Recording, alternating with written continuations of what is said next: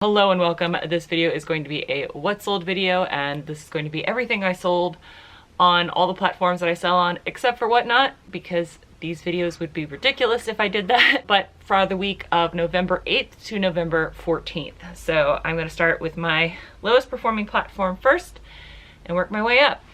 And my worst performing platform this week, to no one's surprise, especially not me, is Poshmark. Poshmark has woken up a little bit, but because of one, the acquisition by Daver, and then also because they've gone back to their old algorithm, and because I just haven't been spending time on there, it's been kind of dead. But it has picked up a little bit. But I sold this pair of core pants. I got an offer for $20 and I immediately accepted that. QOR was supposed to be a high-end men's like athletic.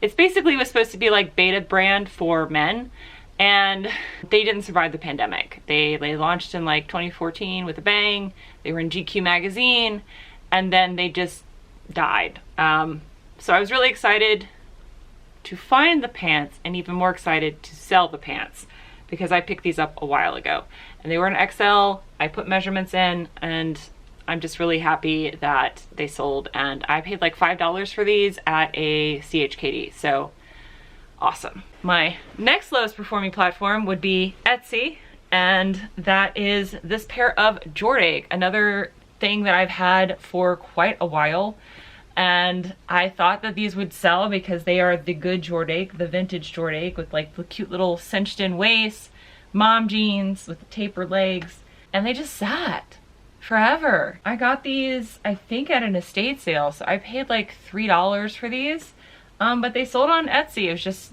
waiting for the right buyer, and they sold for $25. So this was an amazing sale, and I'm so glad that it finally sold. When you sell vintage, you have to be prepared sometimes to wait for the right buyer, because people who love to wear vintage don't necessarily update their wardrobe unless they've gone down or up a size.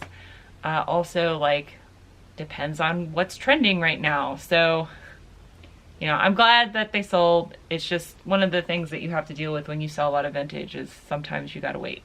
And then we're gonna go to eBay.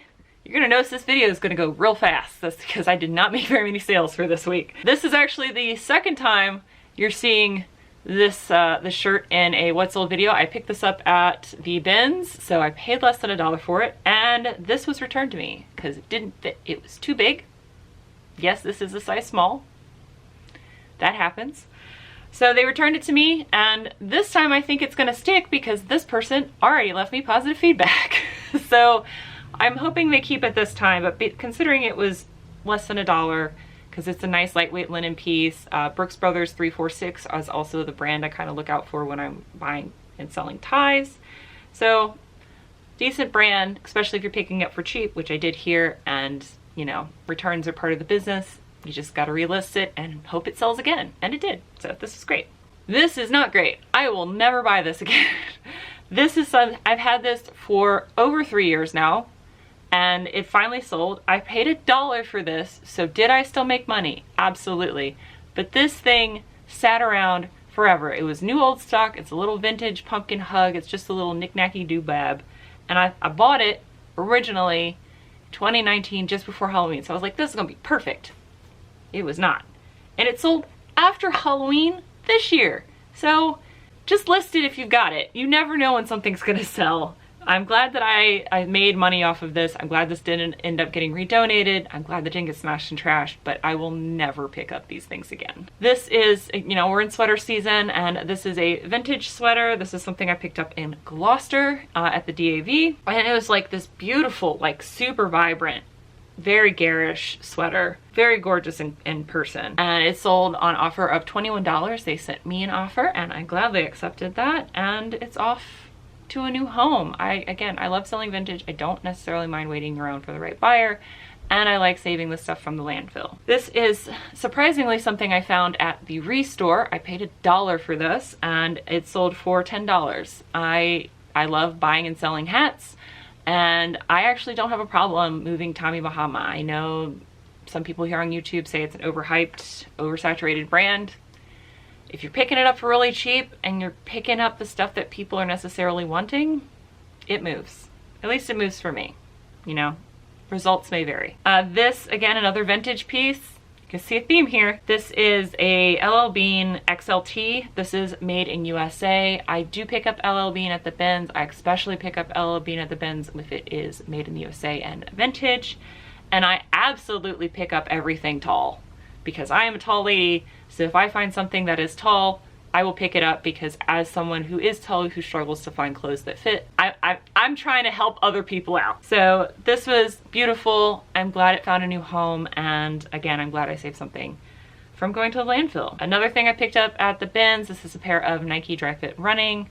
I actually believe I picked these up in California. I'm not 100% sure. I either picked it up at the bins here or I picked up at the bins when I went with Courtney in California.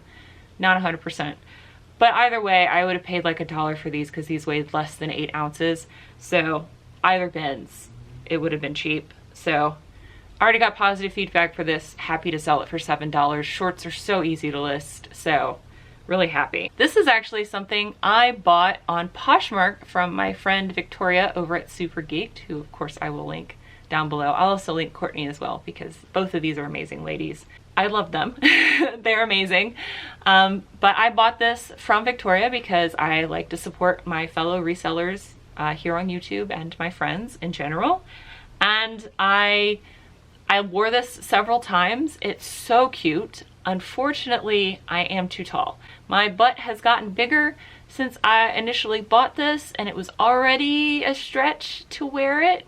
As in, like, I couldn't stretch or else I'd flash everybody. Some might think that's a positive. I, however, do not. So I went ahead and let it move on to a new home, and somebody bought it for me for $14. So I'm really happy that I was able to support my friend Victoria and buy something from her and then find it a new home when I was done with it. I love reselling. I absolutely love reselling for this specific reason.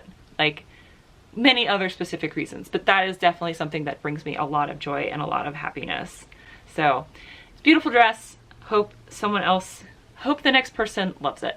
So these Kate Spade shoes, glittery, sparkly, beautiful pair of shoes that I'm sure someone is going to wear for this holiday season or for New Year's.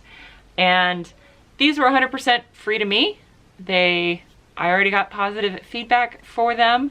My friends Carolyn and Ernie, Carolyn went through her closet and she gifted me a bunch of stuff, and so I've listed all of it by now, and it has been an incredible boon. I know you guys hear me say this almost every single time I do these what sold videos within like the last few months since I got that haul, but it has consistently been selling for me almost every week, something from it, and it has made me quite a little bit of money. So that was really nice. And again, something that I tell you guys, if you're comfortable with it and people ask you what you do, tell them, because all of my friends know, my family knows, everybody hits me up when they're thinking about donating something and we're like, hey, do you want to sell this first?